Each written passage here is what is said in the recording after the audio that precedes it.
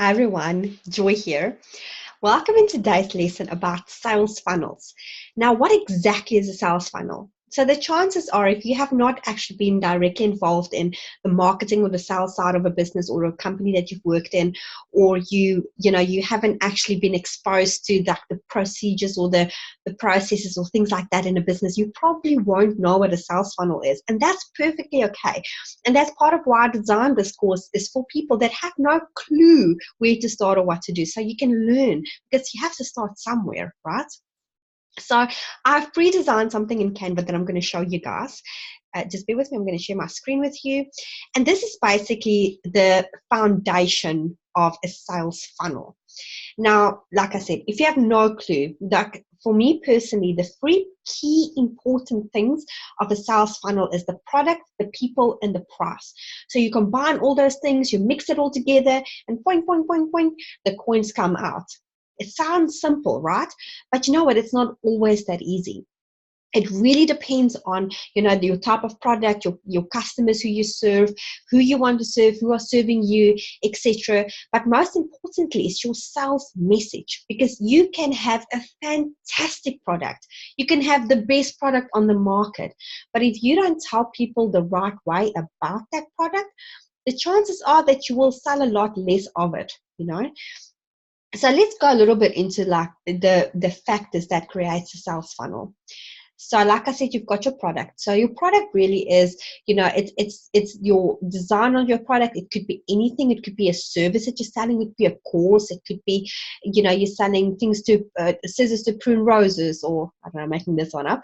But, a product could be anything. Your product that you have designed for your business. Now we're putting it into our little funnel. And then it's the people that helps you with that product.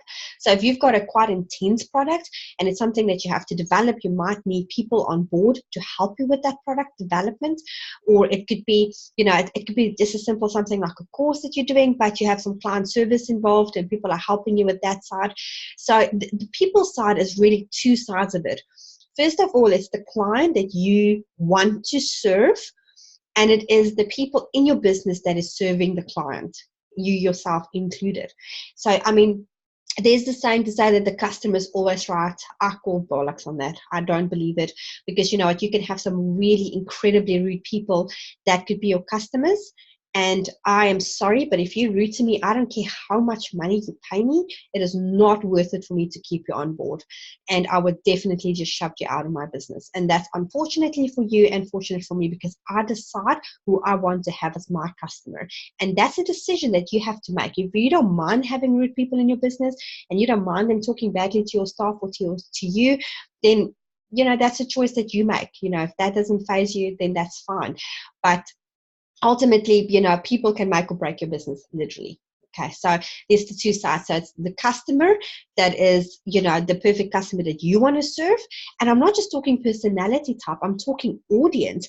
You want to go and sell this highlighter, but if, so who exactly, you're not going to go and sell this to an 80-year-old that lives in an old age home. There's no point. Nobody's going to buy this. Your perfect person will be people in, kids in school or businesses or, things like that. And it's like, people is also your perfect audience, not just your perfect customer. And then the price must be right, because if your product is currently in the red ocean and there's thousands of other fishes swimming there, the chances are that if you're going to overprice your product, nobody's going to buy it because it needs to stand out. And then what we do is we take all of those things, we mix it up together, and we put it in this beautiful sales funnel, and it throws out the cash. Chung, chung, chung, chung. And that's what we want to know. That's what we want to hear. That's what we want to see. Now, product, I'm going back again to product. So with product, you've got like anything, and I've explained this to you guys before in the previous modules, you've got hook, story, offer. And this is something that you need to write on your forehead or imprint in your mind. Hook, story, offer. If you've got a great product, I'm going to use this highlighter as an example. I've used this in my previous lessons as well. It's just an easy thing to understand, I reckon.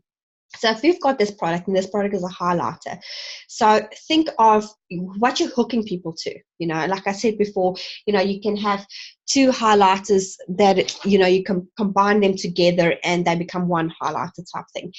And that could be your hook. And the story is, you can tell people you create a problem around this that they did not know that they had, and then solve that problem. And that's how you create a perfect story. And then the offer is then obviously, well, that's part of a perfect story. Obviously, there's more to it than that.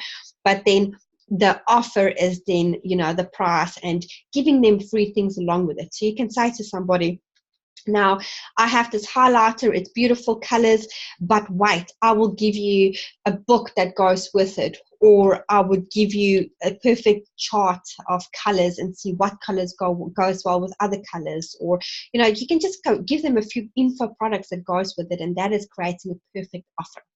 And it's not necessarily things that will cost you any money. Ideally, it should not cost you any money because you obviously want to make a profit.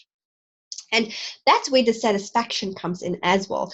Because if you've got a customer satisfaction, because of your service quality and your quality of your product is really good, you have customer satisfaction, and customers want to come to you and they want to buy your product again because they have a happy feeling when they buy your product. And, and then basically, so here's the steps. I've written it out for you guys. So step one is identify your prospect. Like I said, you're not going to go and sell this to somebody that's 80 years old that live in an old age home. They've got absolutely zero need for this. They might play bingo, but they're not going to play with this.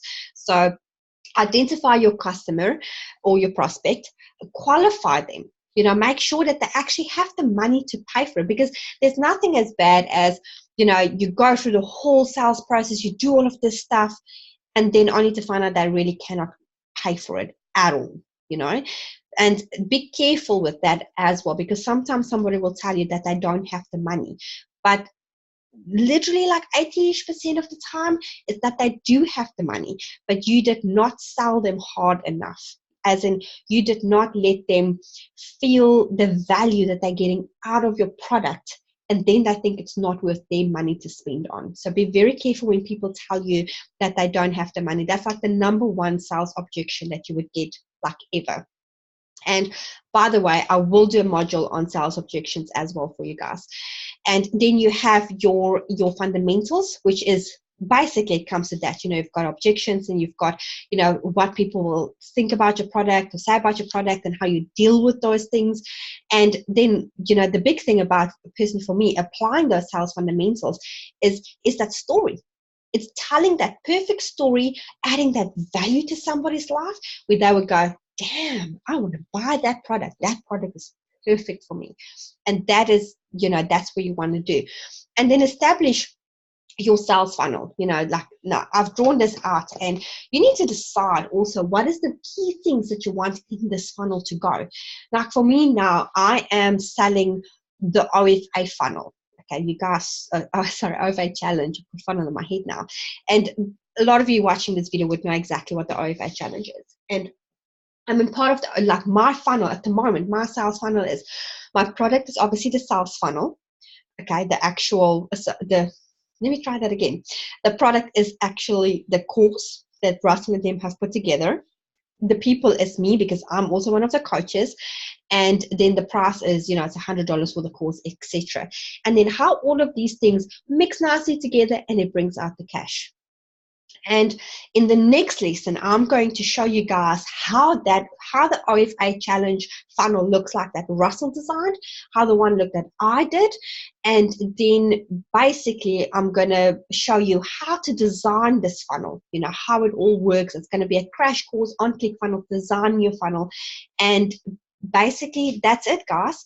So this is a sales funnel. It's a very basic breakdown of it, but the main concept that you guys need to understand is that you're putting all these beautiful things together, you mix it in your funnel, and it brings out the cash. And if any of these things are broken, like if you've got little holes here, because say this is a customer that is or a staff member that's rude to your customers, or this is a product that's broken, or your sales message doesn't really give people that quality message or that value message. These are all things that's broken. So if you've got holes in your sales funnel, it's not going to bring out all the cash here. You're going to lose cash. It's going to disappear. And that's basically it. that's the concept of a sales funnel. Put all your beautiful things together, and it brings out money like an ATM machine. And that's what we want to see. That's the exciting thing of your business. And that's why I love a sales funnel, because, you know, if you put all your right processes in place here, you can have the perfect sales funnel. And it might not happen overnight. It will be a process. It might take you a couple of weeks, couple of months. I know of companies that took like a year to put their perfect customer or sales funnel together with all their procedures and processes in place, and they end up making millions. So it really just depends on, you know, how you play with your funnel, because there is pros and cons to this as well, you know. But that's it. So in the next one, I will show you guys how to put together your actual sales funnel, and I will see you in the next lesson. Cool. I will talk to you guys soon. Bye.